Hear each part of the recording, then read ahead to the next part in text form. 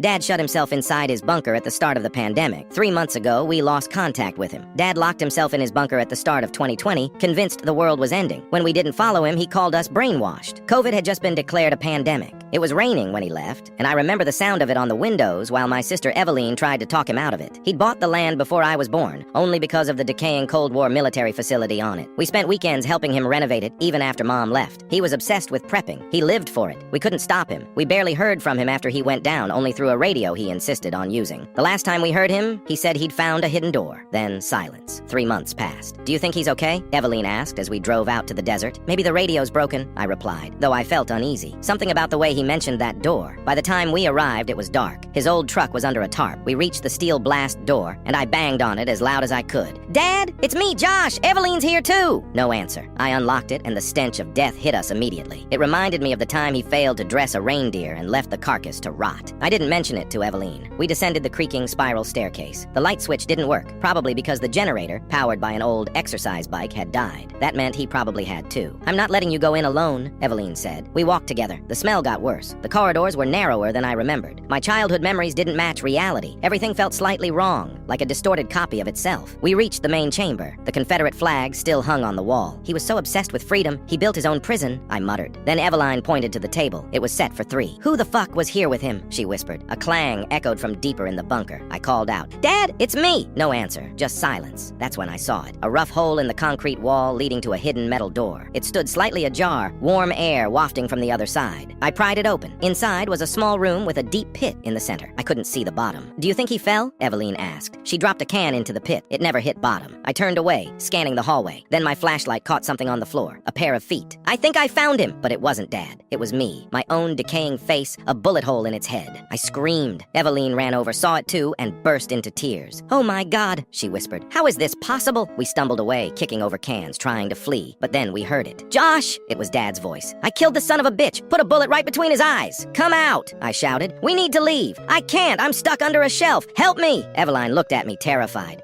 Think, Josh. Could he really be stuck for months? I didn't listen. I ran toward the voice, over the corpse that looked like me. I needed closure. Then I saw him, Dad, dead on the toilet, gun in hand, brains on the wall. His journal rested on his lap, soaked in blood. From the darkness, his voice still echoed. Josh, help me! I grabbed the journal. The last entries were frantic. Eveline and Josh woke me up. Didn't hear them enter. Had dinner with them. Something's off. It isn't them. They tried to make me illegible. Shot him between the eyes. Only got 1 bullet left. I never got the other one. She's still out there. Forgive me. Then Eveline screamed. When I reached her, she pointed to the corner. A twisted, broken body. Heron. The real Eveline was dead. We ran. Back home, she's still with me. She's cooking dinner right now. Just called me from the kitchen. Josh, come here. I want to show you something.